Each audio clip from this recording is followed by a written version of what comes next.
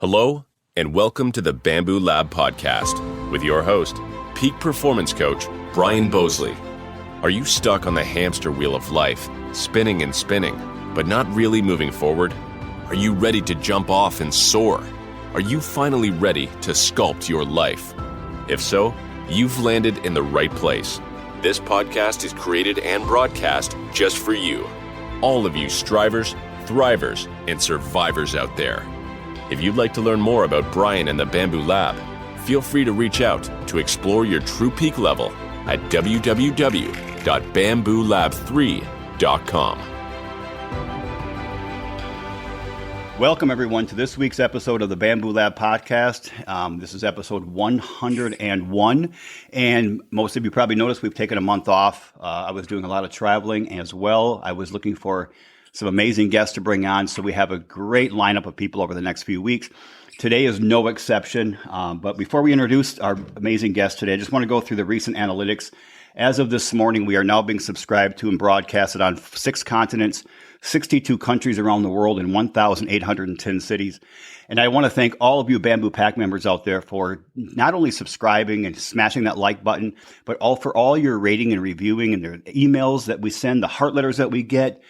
As well, thank you for sharing with people you love. That's how this is growing so rapidly to become in the top 23% of all podcasts in the world right now. It's all because of you. All I do is bring on these amazing people and ask questions and give them a platform to speak. So this is all due to the amazing guests and to all of you audience members out there. I thank you from the bottom of my heart. All right, today we're introducing a lady today that I really only talked to for the first time literally 10 minutes ago. But I've seen her on Facebook, I followed her on Facebook, and everything she posts on there is just so well done. It's very positive, it's very uplifting, it's very bright and cheery. And I thought, I'm going to reach out to Lynette. So today we have Lynette Fitzpatrick on. And Lynette is one of the top realtors in the greater Grand Rapids, Michigan area. She takes a multifaceted approach to serving her clients and supported by her incredible passion and background. And you'll see this if you ever see her Facebook stuff. A lot of passion and experience in interior design, staging, flipping, and in new home construction. She working with sellers, buyers, and investors has allowed her to stay on top of the buyer and market trends. And because of this passion and this deep interest she has in design and trends, she's able to incorporate the forefront of those desired trends into the homes in order to drive market interest. The sellers and investors she works with are thrilled with her ROI as a direct result of her design experience. She's a multiple award-winning recipient through her local Home Builders Association, and she's in the top 10% of all realtors in the greater Grand Rapids area. And there are a lot of realtors in Grand Rapids. I know that. The quality of her work has made it all the way to producers for a spot on one of HGTV's shows. Her passion for real estate and design shows through all areas. She's a lifelong West Michigander. Outside of real estate, her passions include anything to do with interior design and helping animals. She is the mother of 3 beautiful children. She's a dog mom, and she currently lives in Rockford, Michigan. And she has a little cold today, folks, so her voice may be a little different, and she's got a little 12.5-pound dog. And they're reading meters outside her place, and the dog might bark a few times, but that's perfectly okay. As many of you reached out saying you love the background noise sometimes. So anyway, without further ado, my new friend Lynette, welcome to the Bamboo Lab podcast. Thank you so much for having me. It's a pleasure, It's great man. to be here. And she asked me today, everybody, why me? Why did you choose me? And I'm like, dude, everybody has a story. And for some reason, after 100 episodes, I'm getting a little bit better. Anyway, just seeing people and saying, I gotta bring that person on. So this is one of those deals. So Lynette, I don't really know a lot about you, so I'm excited to ask this first question. And that is, can you please tell us a little bit about yourself, your childhood, your family, where you're from? I know you're from greater Grand Rapids area, but who or what inspired you? Just give us a snapshot of you growing up. Sure. Well, to your point, my mom always said, Lynette came out happy and she stayed that way. So that might be where that's coming from. I am an only child, which some people are surprised to hear. I grew up on 10 acres in Cedar Springs. I went to a really small private school. I graduated with the same 5 kids that I started out kindergarten with. Yeah, it's crazy. My mom always joked and said to people, Lynette graduated in the top 5 in her class. And everybody's like, oh, wow, how many? How many were there? My mom's like, 5. It's still top 5. one of her favorite jokes. Yeah. So, my parents, they met when my mom was 14 and my dad was 16, and they were together until my mom passed away unexpectedly about 5 years ago. So, my grandparents owned 40 acres that they split off in tens to give to my mom's siblings. So it was like a little compound. I had my aunts and uncles and my grandparents all on the same 40 acres. And we went to a little country church with about 100 people. It was a small community. I've never heard of a graduating class of 5 people. I know. You're not the first one to say that. Yeah. So it was a parochial school. It's called an ACE school, Accelerated Christian Education. But, I have a lot of great takeaways because I was so close with everybody, the whole school, honestly, and my teachers, and they taught, real life lessons too. And we had, the only 2 sports we had was basketball and volleyball. And so, us girls played volleyball, and we started playing volleyball from the time we were young together until, all the way up through graduating. And so we would travel because there were not very many ACE schools like ours. So we would have to travel, and, our teachers and coaches would go and our families would go. And so it was a completely different experience than a public school for sure. And, growing up, I felt really different because, we wore uniforms and we couldn't wear makeup, and it was really strict. And we didn't have dances, and we didn't, have all the sports and things like that. But as I've gotten older, I've learned to appreciate the other lessons, that I did take away from just being so close with my teachers and the trips that we took and all of the things that we learned, that some kids don't have that opportunity of learning. I mean, I think that's amazing. I mean, I grew up in the Upper Peninsula of Michigan. I think we had like 73 in my graduating class. So that's not obviously big at all, but I think it does allow for some really cool, lifelong friendships, or at least you're going to stay close with the 4 people that you graduate with, because there's only 5 of you total. I mean, I think that's really cool. Right. Were there popular groups and unpopular groups? You know what? That's funny. There still was all that. There was definitely all that. There were these small cliques and popular people and not so popular people. We still had all the normal things like that. But, really cool. I remember the van trips and the bus trips and, just really intimate conversations with, the teachers and the other kids and parents. And, I just see so much more value in the life lessons that, I learned from that. Well, growing up then, you came out happy and you stayed that way. Was there a person or an event or something, a book or something that inspired you as a child? I've always just been really positive and happy. And, my dad, yes, I would just say my dad was always such an inspiration to me growing up. I mean, I was, I'm an only child, so I was just so close with my parents, and I did everything with my parents. And, they took me everywhere, and they rarely got a babysitter. They just wanted me with them all the time. They tried for 7 years to have me, and then they couldn't have any more. So they just wanted me right with them. But my dad, I can share a little bit about him. He was born with a foot deformity. And so he was never able to run or play any sports. And, it's an obvious handicap. So that was tough on him. And he grew up on a farm. And so from the time I think he was 8 years old, he had to work on the farm after school and homework. And he's always been such a hard worker and such an inspiration to me and such an overcomer. And his dad wanted him to take over the farm. But he didn't, he decided not to do that. And he wanted to go into auto body repair. Mm-hmm.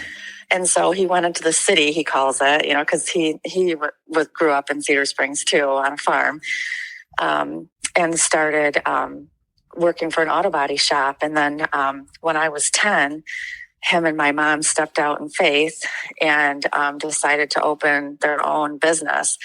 and they opened the business right next to our house. And it was so nice because my mom worked she did all of the running for parts, and she did all of the bookkeeping and all the marketing, and my dad worked in the business, and he worked so hard, and I saw that. And from 8:00 in the morning till sometimes 1:00 the next morning. I remember laying in bed just worrying about him, thinking he's going to die. He's working too much. He's going to have a heart attack. I would keep looking out my window to see when the lights were going to shut off up there.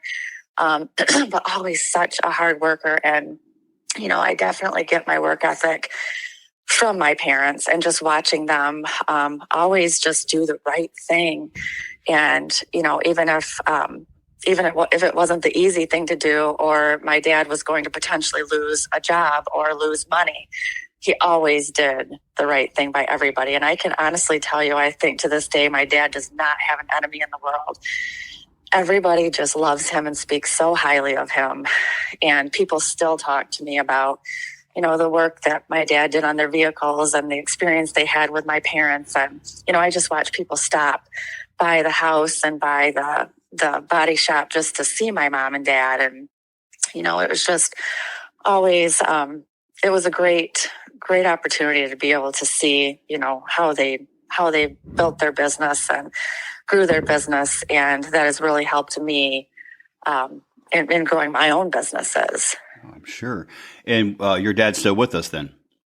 He is, yes. Yep, he is. But God, we almost lost him over the summer. He was being treated for what they thought was acid reflux. And then he ended up having a massive heart attack. And then he had to have bypass surgery, emergency open heart surgery. And then about a week after he went home, he ended up getting blood clots. And then he went back in and had another heart attack and a whole host of things. We almost lost him. Oh. So, yes, he is still with us. Good. What's his first name? Ed. His name is Ed. Ed, we just want to let you know we're very glad that you're still with us, and keep fighting, man. You've done a great job with this daughter of yours. Your legacy's continuing to live on, man. So this one goes out to you, Ed. This whole podcast is dedicated to you. That's pretty cool. I love what you said, and I think a lot of the listeners can take a lot. And that really hit me, is always do the right thing, even if it's not the easy thing. And yeah. I think in our society, Lynette, we just tend to constantly try to make more money. We constantly try to improve our social image, so to speak, or, we're just constantly chasing something. But if you just break it down to that simple thing, always do the right thing, even if it's not the easy thing, you're going to get what you want out of life. I think that, that's the American dream right there. And now, to be a gentleman an elderly gentleman who has all these friends, not an enemy in the world, people love him and respect him. I mean, that's how I want to retire. Absolutely. There's no money in the world that can replace that. No, there really isn't. And, my mom was so well respected and loved as well. And, she actually, her aorta dissected when she was walking on the treadmill about 5 years ago. And so she passed away unexpectedly at 69. My goodness. And so that was obviously the most difficult thing my dad and I have ever been through. Those two being together from the time they were 14 and 16. And they got married when they were 16 and 18. And my mom didn't even graduate from school. She just got married and they just started doing life. And so, my dad was like distraught. I was worried that I was going to lose him too, because he was just distraught. So, I almost didn't even stop long enough to allow myself to grieve. It was just in full speed ahead motion. Like we have just got to keep his head above water and keep him, going, because my mom ran everything. My dad just worked, So I remember my dad didn't even know how to boil a hot dog. He's like, what do I do? Because she just handled everything. And it was life-changing for sure. So, but my dad has since met somebody, and he just got remarried last summer. They just celebrated their 1-year anniversary. So, he's doing well and living his best life and retiring, and now he's healing. And because we almost lost him like 10 years ago. Before too, he had he got food poisoning and ruptured his esophagus while he was throwing up and almost died. So, and then 2 weeks, he was in the hospital for like over 2 weeks. And then he got septic from the infection around his esophagus, and he almost died again. So his doctors are like, dude, wow, knock it off. You're like a cat. That is a tough bird right there, man. I'll tell you. He is so tough. Yeah. He's dodging bullets left and right. He really is. Well, he doesn't think it's as funny as the rest of us. He's like, come on, when am I going to get a break? But he's doing well now. Well, I'm not. If I can find I found some wood, I'll knock on it and keep him going. Well, Ed, if it makes you feel any better, Ed, unless it's on a grill, I really don't know how to boil a hot dog either. I mean, microwave or grill is pretty much my go-to. So, Lynette, not just in the real estate industry, but also in the design and in your personal life or whatever. In the last couple of years, obviously the last 3 years, we've gone through a lot of changes in our country and around the world due to the quarantining and the pandemic. What has been your greatest learning during that time frame? Oh, goodness. In real estate, it's always up and down, right? It ebbs and flows. And I've been fortunate enough since I got into real estate in 2016. I just started right out. I was at a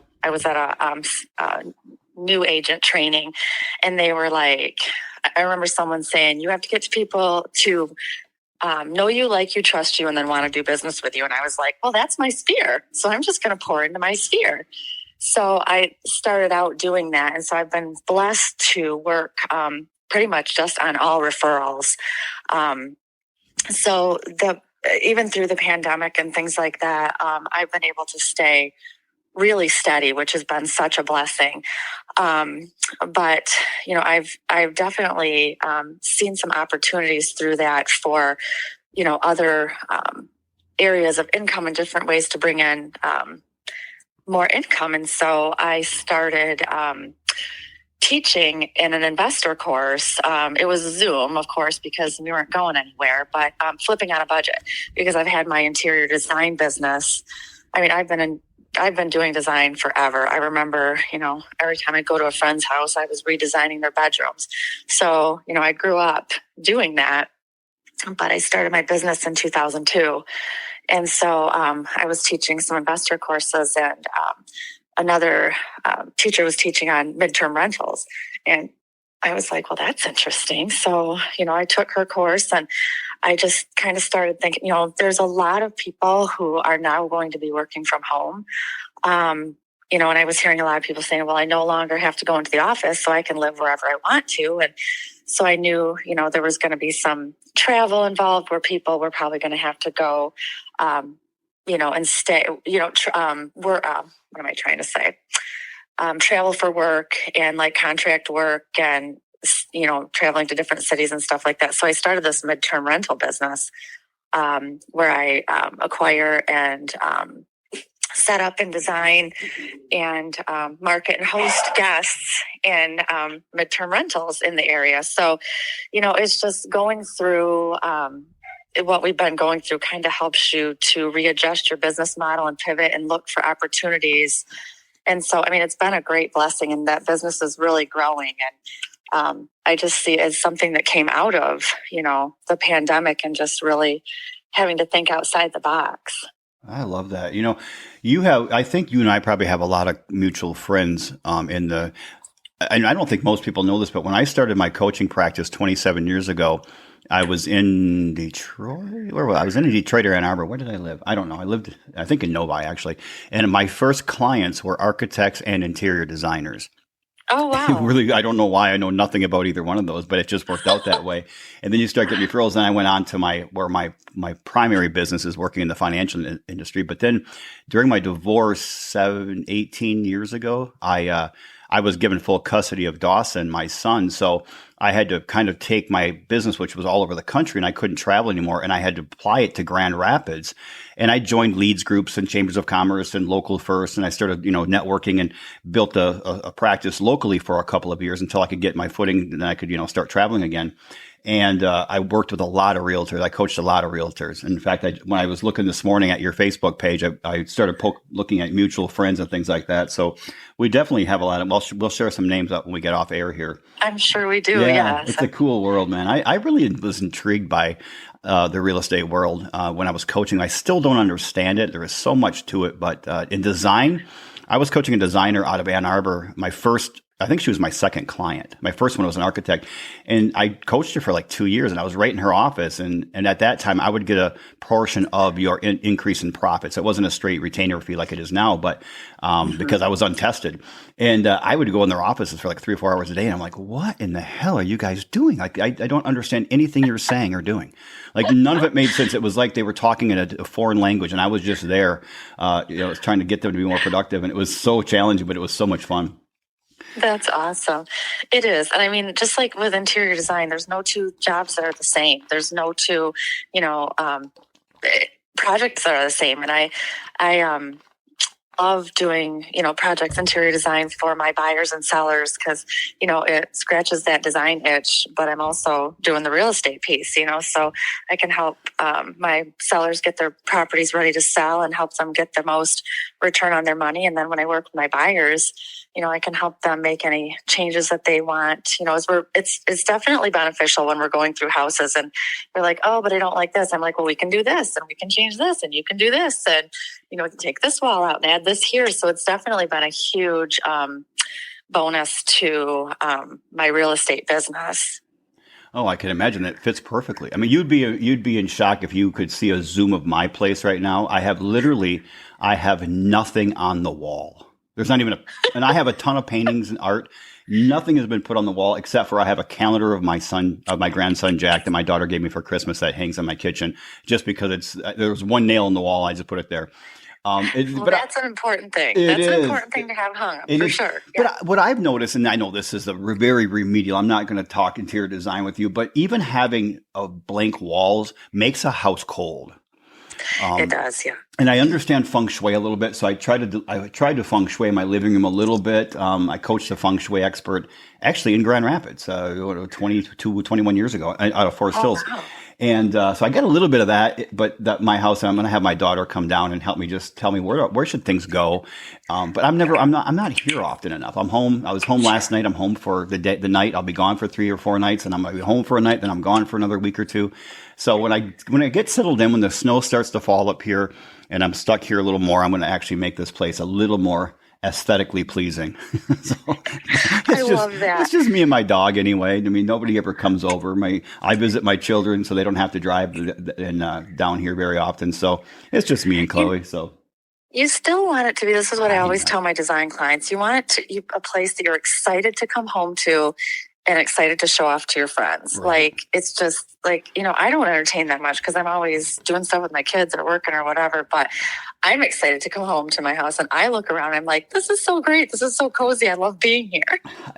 I couldn't agree with you more. That'll be my inspiration to getting my stuff out when I come back on Sunday. I'll get my paintings out. They're in the garage. I know that. They're all in boxes in the garage, and I'll pull them out and I'll set them in here anyway. So when I come home in a couple of weeks, I can at least start thinking of where things go. So yeah, do it for you. Don't do it for other people. Do it for you. That's a really good point. Yeah, there's nobody else to do it for anyway. So my house looks more like an office because I have a desk and I've got whiteboards and I've got a podcasting station. It really, you walk in here and books everywhere. It really looks like an office that I just happen to sleep in. And that's well, if you get stuck, you can FaceTime with me and I can help you tell you where to hang your stuff. I'll take you up on that for sure. All right, I'm going to ask you this difficult question, Lynette, and I know you can refuse to answer it and say I'd rather not, but the question is, over the course of your life, what is one of the most difficult things you've gone through, and then how did you overcome it? How did you scale that wall? The death of my mom was obviously really tough, but I think over my lifetime is just dealing with some negativity in my life and some naysayers. And, I had some worry warts and negativity and, like I said, just naysayers and, doom and gloom around me. And people, who try to suppress your joy, or our, joy suckers. Mm-hmm. And it's hard. Sometimes it's hard not to get pulled into that and not to believe those things about yourself and to rise above it. And, when you have that around you for so long, it is tough to not believe that. So, you have to, I've had to really dig deep, and especially over these past 5 years, really dig deep and find the strength, inside, and suppress that negativity and those lies that, you are told about yourself, and rise above it and just really believe in yourself and know that you can do hard things. And I think that's, I have done hard things, and, things that I never thought I could achieve. And, but you just, you definitely have it in you. You have to believe in yourself. And it's a constant battle of just shoving that negativity down. And just, I always tell my kids too, and I live by this, especially since my mom died. I'm like, you always get through what you're going through. You do. I'm like, look at what we've been through as a family. Look at what you guys have been through, and they're dealing with, things on a smaller scale, in my opinion, but to them, it's the biggest thing in the world. I'm like, you guys, nobody's dying is one of the things that I whip out. I'm like, nobody's dying. Since my mom died too, I'm like, okay, this is the worst of the worst. So I always say this, nobody's dying. And you always get through what you're going through. And sometimes I'm like, okay, remember this. Now look at that. Look how that turned out. And so, I just really have tried to live that and really practice what I preach. And it honestly helps. Like when I'm going through something and that if you're a mover and a shaker and you're constantly moving forward and you're building businesses and you are out there, you're going to have problems coming at you, and you're going to have difficulties coming at you, and obstacles and roadblocks. And you just have to, I have to sit myself down and say, listen, you're going to get through this. I have to play it through. What's the worst thing that could happen? This is going to be okay. You always get through what you're going through. And then I come out on the other side. I'm like, yep, see, I just always need to remember to take my own advice. Well, do you do any journaling or gratitude journaling or anything, meditation or anything that's like that, something like that to help you get through those things? To stay positive like you are, especially having gone through years of naysayers and, people telling you lies about yourself and suppressing your joy. How, is it just you keeping your mind clear, or is there something you do? There's a couple things that I do. I always look at someone is always worse off than me. Someone is always going through a bigger struggle than me. And I count my blessings. I think of all of the things, like when I get up in the morning, like I can get out of bed by myself. My feet hit the floor. I have air in my lungs. And I think, whenever I start getting upset about something or wishing for something or whatever, I'm like, there's somebody, or I don't want to work out. I'm like, there's somebody in a wheelchair wishing that they could work out right now. Or there's somebody laying in a hospital bed wishing that they were having my problems today, and it's just, there's a fine line between, like, when I do that with my kids, I'm like, listen, there's people that are worse off. There's a fine line between validating their feelings. And I have to do that with myself too. Like, yeah, this is really crappy. And what I'm going through right now is really crappy. I have to, it's the worst thing I'm going through right now. So I validate that. I give that to myself. I give that to my kids. Like, yeah, this really does suck. And I get why you're feeling so bad. But let's look at some positive things. Let's look on the bright side. Let's look at the other side of this and coming out on the other side and be thankful that, A, B, and C. So, that is one thing that I do. Another thing that I do, and this is more with conflict and, naysayers and things like that. Like I always, before I react or, to kind of calm myself down if I get really upset about something, I always literally put myself, not literally, but really put myself in the other person's shoes, try to feel what they're feeling, try to see things from their standpoint, try to understand. And that is something that helps me a lot to de-escalate a situation or to resolve an issue, even with my kids, with coworkers, with whoever it's been, relationships, just really try and see things from their point of view, because I hate being mad. I hate being angry. I hate being upset. So it's something that I've learned to do over the years, and probably because of some of the situations I've been in, but it helps me to feel better and to understand what's happening to me and why it might be happening to me, and kind of play the devil's advocate, and then try to resolve rather than react or fight or anything like that. Does that make sense? It makes a lot of sense. And, I think that the second thing you said there is, I was listening to Joe Rogan yesterday when I was driving, and he talked about every time he sees somebody doing something stupid or mean, he pictures them as a little baby. And he said that was somebody's little innocent baby. And the vast majority of people, when they're doing things that hurt us, they're just doing their best in life. They're not usually intentionally trying to do something. They're going through something. And to be able to empathize that way, not only does it bring peace to them a little, it brings peace to you. That's exactly right. Selfishly, yes, it does. And that's probably, it's a coping thing, right? Like, I don't want to feel this way. So I'm hoping that I can understand this in a different light and, figure this out for both people or whatever the situation is. But that's true. And I do say that quite often. If something's, if someone's coming at you or, they're flipping you off when you're driving past them, I'm like, I feel bad for them. Like, their life must be, something's going on with them right now to think that they need to do that to me. Like, so it is looking at things a little bit differently and, from the other person's point of view. And I think too, I am an empath. And so I think it might come a little bit more naturally for me to do that. But that in and of itself is a blessing and a curse. Yeah, no, for sure. Well, I believe that people do things I call them the 6 eyes. And when people do something that seems stupid or hurtful or they're hurting someone, they have 6 reasons. They all happen to start with the letter I. It's intent, indifference, ignorance, inability, insecurity, or immaturity. And I think as human beings, because we have that little thing in our brain called the amygdala, which is there to detect threats, we don't have a lot of threats anymore. I mean, we don't have typhoons and other neighboring tribes trying to rape and pillage our village. We don't have wolves and cats trying to kill us. So we see danger in so many different scenarios. And when somebody does something that seems to hurt us, we immediately think it was their intent, or they're indifferent. They don't care if they hurt us. That's a small percentage. It's normally ignorance. They didn't even know what they said was going to hurt you, or they didn't know they did or said it, or it's inability. They don't have another way to do what they're doing, but the way they do it hurts us, or sometimes it's insecurity. It's just they're insecure people. And even that insecurity is usually, there's some ignorance in there. Because they're insecure, they don't know that what they're doing is harmful. And I always look at that and I try to judge person. Which one of the eyes are they? And sometimes it is intent. Sometimes they're just mean people out there, but that's really rare. We found it's about 4% of the time that somebody hurts you. It's really only 3 to 4% of the time is it intent.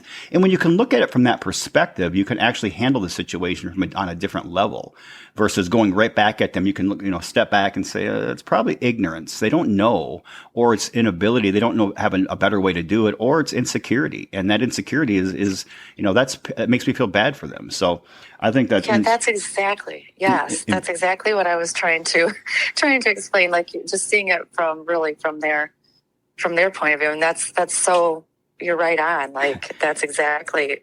It's not always about me, right? I'm not the center of everybody's world. You're not? I thought we all were. I know, right? That's another tough lesson to learn. It's not about me. What? Well, when I get to visit my grandson Jack tonight or this afternoon, I will guarantee he does think he is the center of the universe. There is no doubt in his mind, and I think that's probably true for all 2-year-olds. But well, I don't know when they outgrow that, because I'm pretty sure my 21-year-old still thinks that too. Oh yeah, I think they all do. I loved what you said. You always get through what you're going through. I love that. That might be the title of today's episode. I love that because it's so succinct, so simple, but so powerful.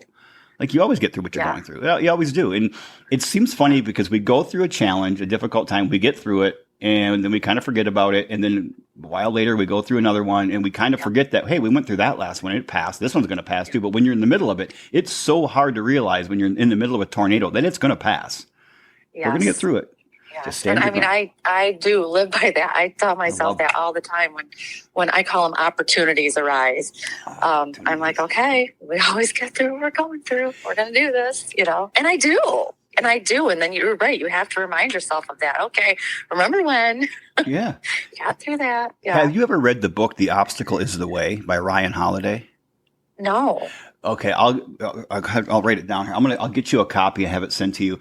It's a Thank you. Oh, you're welcome. It's a book regarding the philosophy of Stoicism, which Stoicism is the belief that every bad thing happens to us for a reason, and it's not what's happening to us, it's how we react to it. In the book, I think I've read it 6 times. I try to read it once a year. And then he has another book, accompanying book called The Daily Stoic, which is a book that every day you read an affirmation on Stoicism. And it just frames everything like, everything you're going through, there's a reason for it and there's power in it, and we have to deal with it a certain way. And I think, I told you before, I spoke last week down in East Lansing, and I talked regarding how we find our purpose in life during the dark moments. We don't find our purpose in life during the great times. Things are going well. We're not really introspective at that time. It's when you're in those dark moments of life and the world is shitting on you. That's when you find purpose. If you open up and listen to what the universe is saying to you at that time. Mm-hmm. I love it. Yep. Some of my best ideas and some of my most profound moments were born out of those places that you're talking about all the time. So as this eternal optimist and positive person, came out happy and stayed that way. Right now, in your stage in life with your children and your career, what is a win for you? What do you consider to be a victory? Honestly, what we've already touched on, just being able to overcome what I've been through and come out on the other side and kind of prove people wrong. And honestly, I think that's been a huge motivator for me, is just to say, hey, I do have greatness within me and I can do amazing things.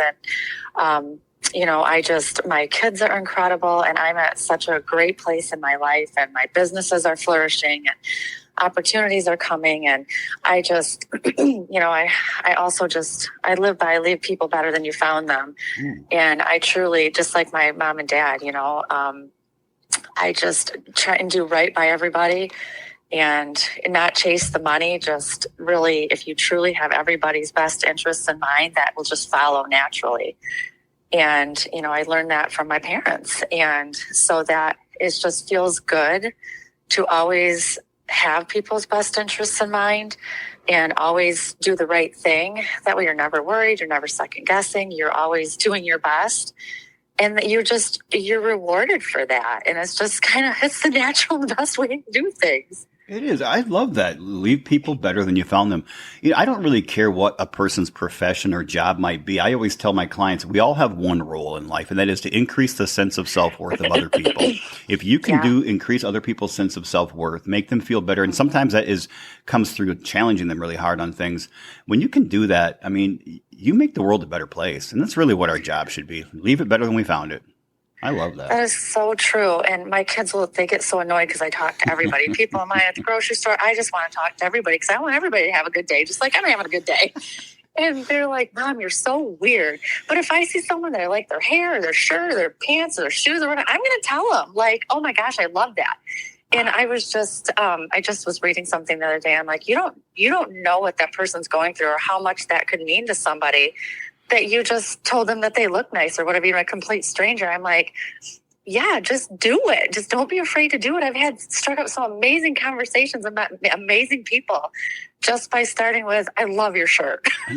It's so cool. It's random acts of kindness. That's really what it is. Yeah, it annoys my children, but that's what I'm here for. I had a guest on, I don't know, several months ago, and he said something very profound. His name is Art DeLorenzo. He's out of New York. And he said, when we say something kind to someone and we look them in the eye when we're saying it, a stranger, when we go to bed, we remember that face and our brain remembers that kindness that we shared. And he said, it is the best sleeping pill possible. And I'm like, that. And it's funny when you go, I go into a lot of gas stations, when I'll stop and get a bottle of water or a power protein thing that, with my son and I, or I'm driving alone. And it's always interesting. Those people who work at gas stations normally aren't very happy people. Their job is not easy. They have a bunch of idiots coming in all day. And when you walk in and say, hey, like yesterday I was in Lansing and I was getting gas and this guy he was kind of grumpy. He didn't even look at me. Good morning, he said. And I'm like, and then his hat said something on it. I don't know what it was, an initial. I said, what does that mean? And it was a band that he's a fan of. And he went on to tell me where the band plays, what kind of music they play. It's indie rock, and where they started, and the lead singer, his dad was a reporter, I think, at the Grand Rapids Press or Lansing State Journal or something. And he just went on talking, and he got done. He goes, I hope you have a great day, sir. Safe travels to the UP. I'm like, that guy just flipped because of one simple question. What does your hat mean? You know?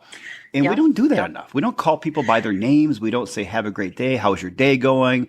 And we do that. And really mean it. Yeah, right? and really mean it. It has to be genuine. Yeah. It has to be genuine. You have to live genuine, right? And that's so true. And I tell my kids, the same thing. Like, you just have to always be genuine. Like, you can't fake it either. You have to, if you're going to ask the question, genuinely care about the answer. Right. Don't be robotic about it. And you're so right too about, everybody having, like, his job matters. Like, everybody, no matter what people do, their job matters. Like, anybody. And I remind my kids of that too. Like, it doesn't matter what you do. Everybody's job is important. I mean, just think about all the things, inconveniences throughout your daily life. I mean, someone's making that and someone's serving that. And, it's just, every job is important. That guy's job was really important. Yeah, because if he wasn't doing it, I'm not getting gas in a bottle of water. Right, exactly. Lynette, my mother I'm from St. Ignace, Michigan, in the Upper Peninsula, a small town of, 2,800 people or something. For 60 years, she worked at the St. Ignace laundromat. And the only reason she quit was because maybe 5 or 6 years ago, they shut it down and turned it into it's a coffee shop or a church, or I don't know what it is. And she's 88 now. She still does work. She works at a gift shop up there, but her role in 60 years was not to do laundry. She did laundry, but she met so many amazing people. And every time I would go in there to see her as I'm driving through or coming to visit, she'd have 2 or 3 friends sitting there drinking coffee, sitting on the chairs, just visiting her. And she's met amazing friends that would come up and live, in my hometown. It's a resort town, a tourist town. They'd come up and stay, and she met these tourists that now have become friends of hers. Now they come up and visit in the summertime because she just engages people in conversation. And my mom's very straightforward. Yes. She can sometimes she'll put you in your place, but she's also very engaging in conversation, and she's genuinely interested in other people. And that's so great. And she's a very positive person as well. I mean, sometimes when I was growing up, I didn't think that, but we never do, right? She's a single mom raising 5 kids. My dad died when I was young, so she had a tough gig, but she always had that mentality that life is tough, but we're tougher. She never said those words, but that was always the way. That's the learning I picked up from my mom. So, that's a great one. That's a great one. I like that. It's right up there with you always get through what you're going through. That's right. Those are good ones. Yeah. Good ones. All right. I love this question. So, Lynette, if I were to drive down to Grand Rapids and put you in a time machine, and we flew off to say you're to a point in your past when you were young, 20, 25, somewhere in that age range, and you were able to sit down on a park bench at Rosa Park Circle right now, and you're talking to your younger self, what pieces of advice would you give her? What words of wisdom would you say? Oh, I would probably tell her not to lather up with baby oil and lay on tinfoil. Did you do that? Everybody did that back in the day. I did that. I've had skin cancer 3 times because of it. So, yeah, no, That'll do it. I would just say, I would tell myself that, hard times are coming. It's inevitable. Tough times are coming, but they always do. And you are tougher than you think you are, and you're going to get through. Like, I've been through some pretty dark times in my life, and really questioning myself and my abilities and who I was, and felt pretty worthless at times, and like I wasn't going to amount to anything, and just a lot of insecurities growing up, and when I was younger and married, and I would just tell myself, I would wish that I could show myself where I'm at now, and explain that, like, wow, like I am better at 49 than I have ever been, and happier and content, and have done the hard work and the hard things, and you're going to get through it. You're going to be better at almost 50 than you've ever been in your life. I mean, when you look back at your younger self, do you think right now she's proud of you? Oh, absolutely. I actually just posted something about that a couple days, or it might have even been just yesterday. Yeah, standing in front of younger versions of yourself, and they're all proud of you. Yeah, absolutely, for sure. I'm proud of me, and I want my kids to see it. And I tell them my stories, and they've lived, through these stories with me. And, I hope that, they won't make some of the same mistakes that I did, and, be better for what they've seen and heard of what I've been through. Ooh, I love that. I love when you said, I'm proud of me. So many people can't say that, or they don't want to say that. And to me, that's an indictment on a life well lived. Well, it's a hard thing. Like there's that balance between being proud of yourself and not being too overconfident and cocky, because everything can be taken away from you in a split second, but what can't be taken away from me is all the hard work that I've done on myself. And I am proud of that. It's been a long journey, and it's been tough, and it's been dark and lonely sometimes, but I think about it all the time, like I am the best I've ever been, and I have more years ahead of me. How much better is it going to get? Oh, yeah, it's only going to get better. So I'm looking right now, if you scroll past the picture of the cow sitting on a couch on your Facebook. So everyone, this is the post that Lynette put up yesterday on Wednesday, the 27th, I guess it was.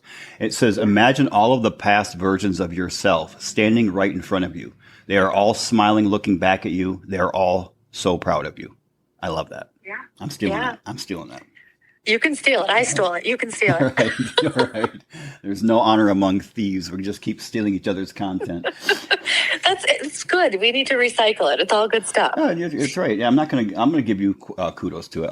I'll share it from your post. Okay. All right. Thank you. Okay. So now at 49, children are growing. Some are, you got a couple of adults, but you still have a 15-year-old son, I believe. He's 15. Yeah. Your career is going well. Your businesses are doing well. What's next for you? More of the same. I just, I love pouring into my kids. My middle daughter plays water polo for Michigan State. I love going and watching her play. My son plays soccer for Rockford. I love that, just as much time with my kids as I possibly can. More business building. Like my Michigan Furnished Rentals is the business that I just built over this past year. And more of that, like it's just more host acquisition and guest acquisition, and setting more of those properties up. And, it's all really around helping people, like filling that need. And there was definitely a need in the Grand Rapids area for furnished month-to-month rentals. And, I'm able for places to put my relocation clients and help them buy houses. And, people are like, when are you going to retire? And I'm like, I don't know if I ever really will officially retire, because I can do real estate forever. And, I'm putting these furnished rentals, I'm setting them up and putting those in place. And, design is so fun. Like I enjoy everything that I do so much. And all of those businesses work so well together. No 2 days are the same. And I get to help amazing people and work with amazing people. And I just see more of the same in my future. I love it. I mean, it's invigorating and so wonderful to talk to somebody who has such a passion for his or her career and vocation. I think that I love it. It's good that we did this at 8:30 in the morning on a Thursday, because I have a busy day ahead of me before I go to see my children. So it's good to kind of get this energy going for me first thing in the morning. If it's okay with you, we'll include links to your businesses on the show notes of today's podcast. So anybody out there, please click on it. If you're looking for somebody in the design, real estate industry, get on here and check out Lynette's stuff. You're going to see that this is the person you want to work with out there. So, thank you. We do have a lot of subscribers in Grand Rapids. It's one of our biggest cities for subscribers, actually. Yeah. And I don't know, I brought on a few people from Grand Rapids. That's probably what made a difference. So, that has helped. That's great. Yeah, absolutely. That's great. Yeah, it's such a great city to live in. It is. You're definitely blessed, for sure. It's a small, big city. It has everything you want, but it's compact. It's not sprawling like Detroit or Atlanta where you just drive forever and you're still in the city.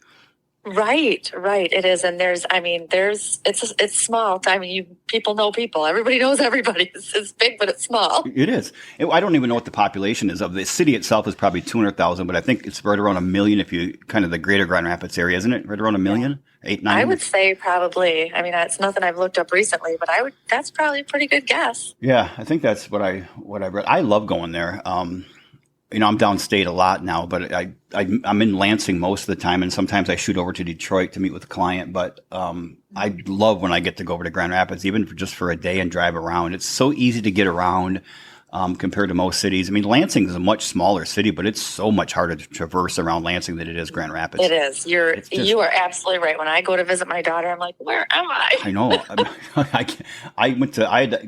I was only about 15 miles from Michigan State campus on Thursday. But I've been there so many times. I still had to get on my Wave app and figure out how to get to the location that I knew exactly where I was going. I'd seen the building before, but it's just so hard. There's so much construction going on in Lansing right now. All the time. Yes, I know there is. And I'm right there with you. I have to put it in my Google Maps no matter where I go there. It's interesting. Your daughter plays water polo. I was with my friend, Todd 3 weeks ago. I went over and spent the day at their house. For the day and night to visit these are friends that I played rugby with in college, and he and his wife, and they're like family to me.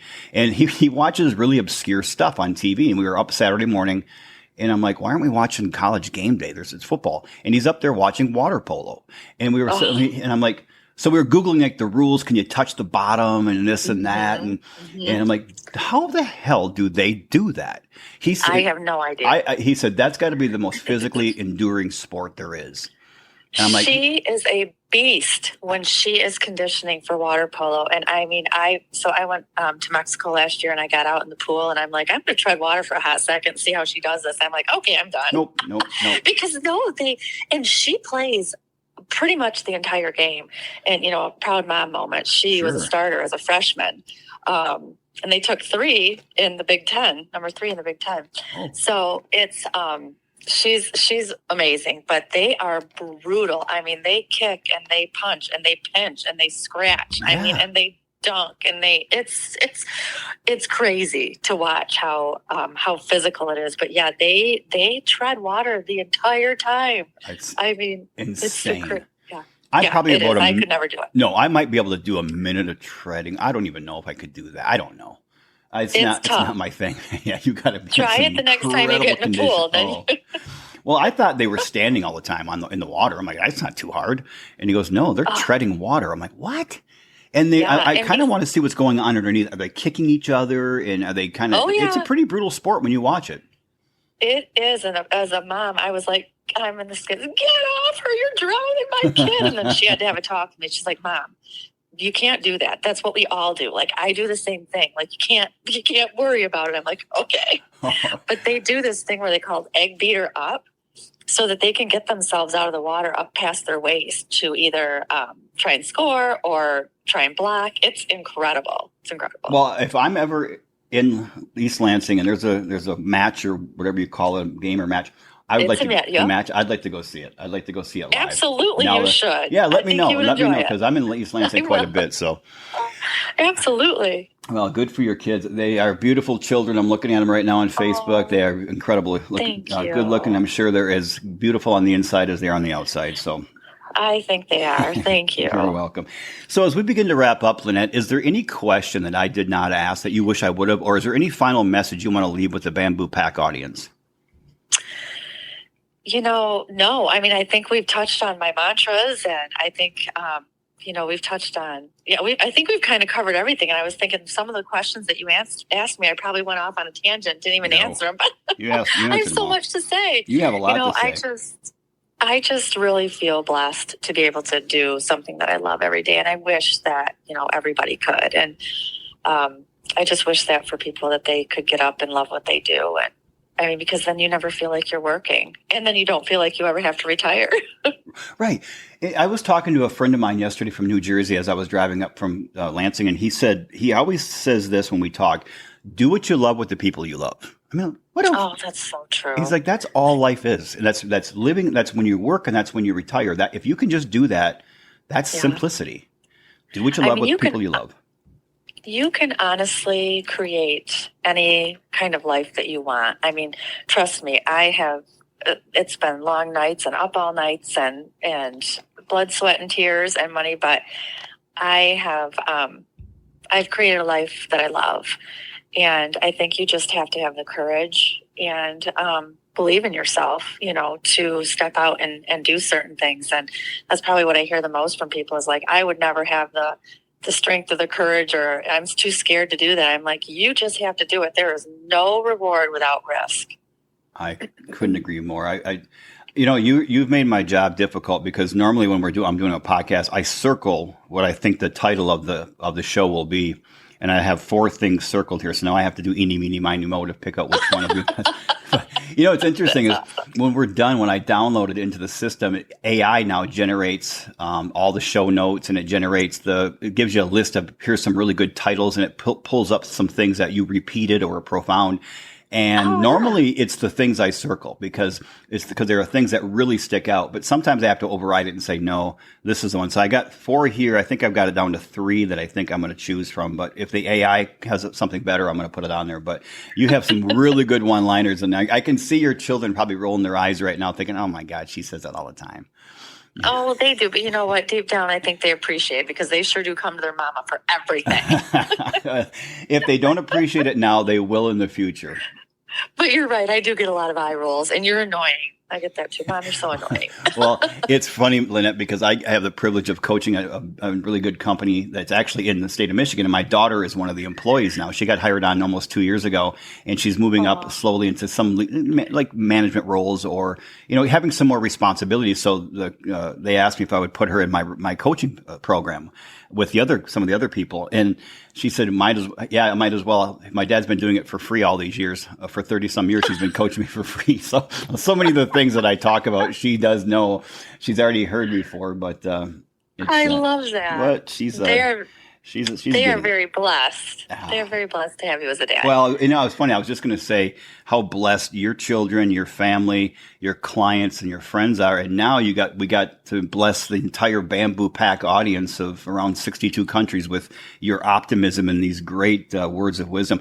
And everything every time when I get feedback from the audience, I always tell what I hear all the time is we like to hear the story of the guest. We like to hear great dialogue between you and the guest, Brian, and we really like to get words of wisdom from the guest. You covered all 3 of those today, so I can't thank you enough. Oh, thank you. Well, I like to talk. My mom would always say, Lynette can talk the hind leg off a mule, so she's not wrong. Well, you're good. You're a good speaker as well, so I can tell it's all those years of in your profession of having to be a very good communicator. It definitely has paid off. Oh, thank you. All right, we're going to wrap up here, Lynette. So I just want to thank you from the bottom of my heart. We'll talk a few minutes, so please don't hang up. We'll talk after we're done airing here. But I just want to thank you from the bottom of my heart for being such a positive, optimistic, and inspiring guest on the Bamboo Lab podcast. Oh, thank you for having me. It's been fun. I appreciate it. It was a complete pleasure. All right, everyone out there, I want to thank you all for tuning in this week. Please hit that subscribe button. Please rate and review us. I want to hear what you have to say. And please share this episode with 3 people. The words that Lynette shared today were so inspiring and so positive and optimistic. There are people out people you love and care about in your world who need to hear her message. So thank you all. Please remember, everyone, strive, love, live. Love you all. Take care.